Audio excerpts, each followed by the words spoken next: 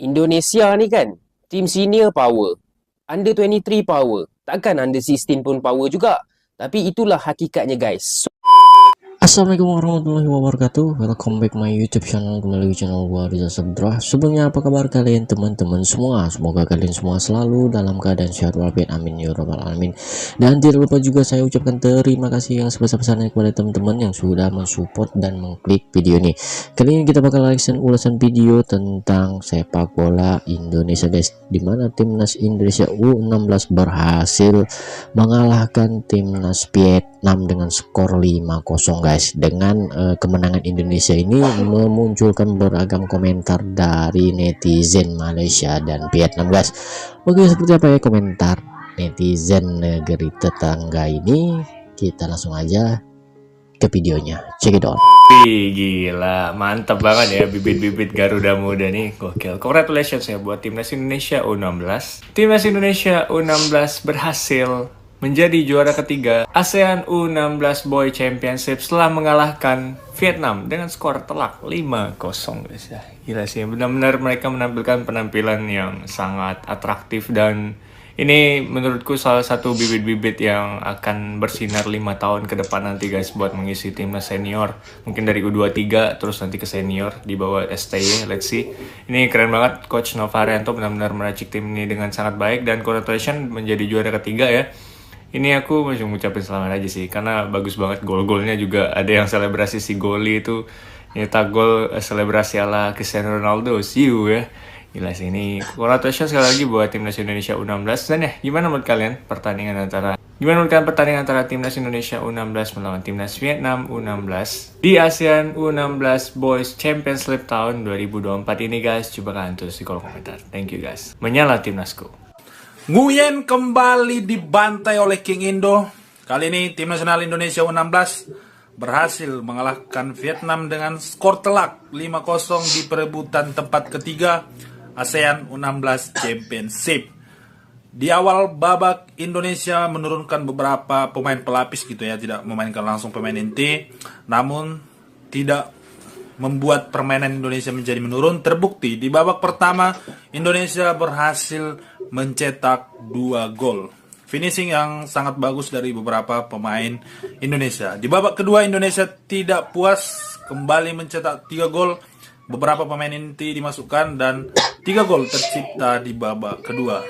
Dengan hasil ini maka Indonesia berhak di posisi ketiga ASEAN U16 Championship.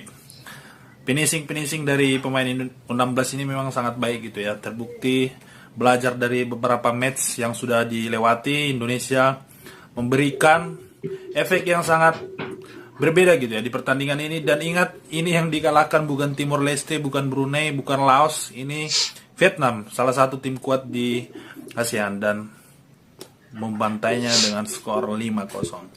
Selamat buat timnas U16, dan di Oktober nanti akan ada kualifikasi Piala Asia U17 dan semoga Indonesia bisa lolos ke Piala Asia. Indo Pride. Laga Timnas Australia U16 vs Timnas Malaysia U16 di Piala AFF U16 yang digelar di Stadion Sriwedari, Surakarta, pada Rabu tanggal 26 Juni tahun 2024 sore WIB berakhir dengan skor 2-0 untuk kemenangan Timnas Australia. Gol Australia dicetak oleh Amlani Tatu dan Rhys Williams. Hasil ini mengantarkan Australia memuncaki klasemen sementara grup C dengan raihan 4 poin.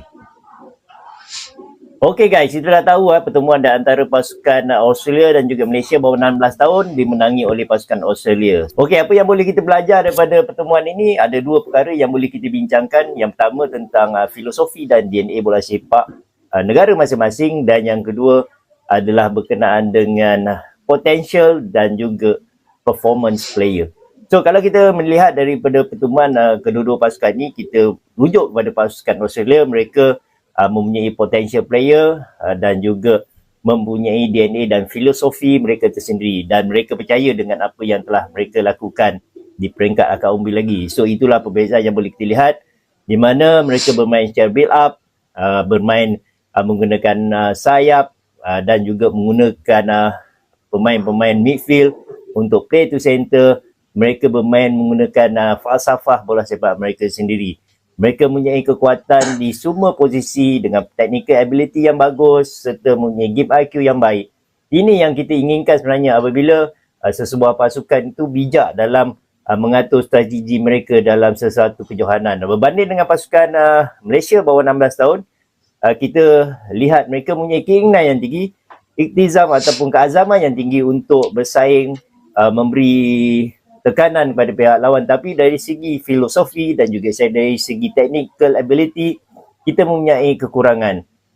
Kenapa kita mempunyai kekurangan? Kerana dari segi pengalaman. Kalau kita lihat apa yang dilalui oleh pemain untuk kejohanan ini, mereka tidak ada persiapan yang betul rapi, tidak ada pertandingan yang mereka sedai.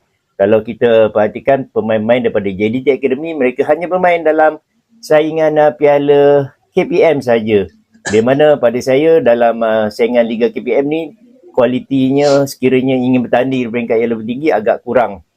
Mencabar begitu juga di dalam kejohanan yang mereka sertai di Singapura. Tidak ada kualiti yang boleh meningkatkan setiap pemain untuk pasukan itu. Tapi kalau kita lihat dari segi Akademi Bola Sepak Negara Muqtadari pula, mereka bermain dalam Piala Belia di mana dua tahun umur lebih besar daripada umur mereka. Itu juga satu permainan yang boleh dikatakan ada sedikit kualiti, tetapi dari kompetitifnya agak kurang memerasakan di peringkat antarabangsa. So, kita berbalik pada filosofi yang diterapkan oleh pasukan Australia dan kita dapat lihat bagaimana potential player mereka seperti Tatu, pemain pertahanan atau ketua pasukan mereka yang mempunyai ketinggian, technical ability yang bagus, reading game yang bagus, pemain midfield mereka yang sentiasa ada urgency untuk membuat penetration apabila satu lawan satu, mereka tetap cuba untuk menggelecek dan begitu tenang mengekalkan shape mereka, mengekalkan posisi mereka supaya ada bantuan-bantuan yang boleh dilakukan oleh rakan-rakan mereka. So ini yang dilakukan oleh Brad Malone ni. Satu kerja yang sukar bagi Harvey untuk pastikan Malaysia bermain dengan identiti bola sepak Malaysia yang mana kita dah terapkan di peringkat akaumbi, telah dirancangkan oleh FAM melalui F30, tetapi sehingga kini kita tidak dapat melihat apa yang telah mereka lakukan. Jadi sama-sama kita memberi sokongan kepada anak muda kerana mereka boleh, cuma mereka perlu lebih tenang, perlu lebih bersemangat untuk memastikan apa yang telah dirancang dan mereka perlu yakin dengan kemampuan diri mereka.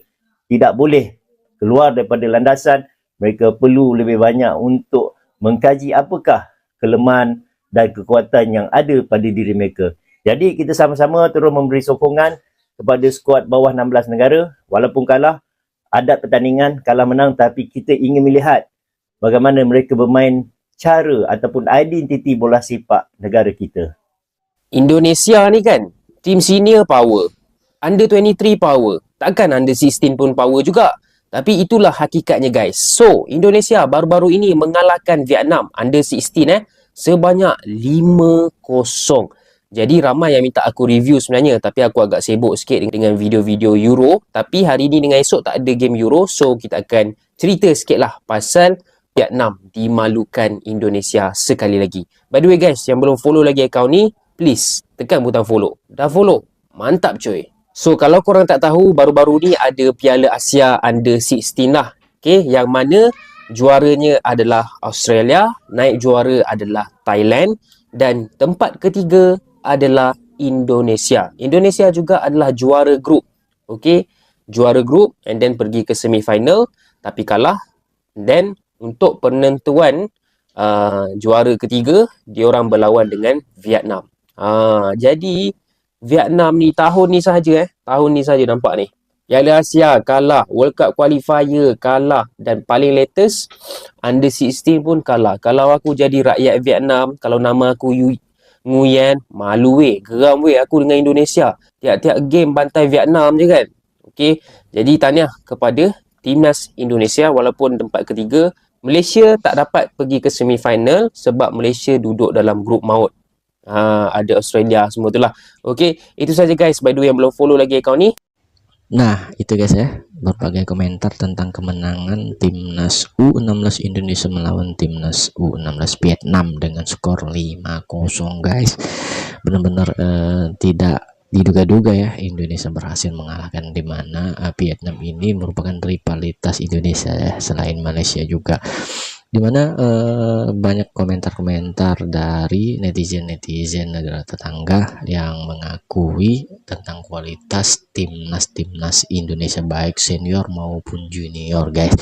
Oke, selamat buat timnas yang udah juara ketiga, walaupun juara ketiga ya, tapi udah bisa juara itu, guys. Itu merupakan kebanggaan buat kita warga Indonesia tentunya, guys.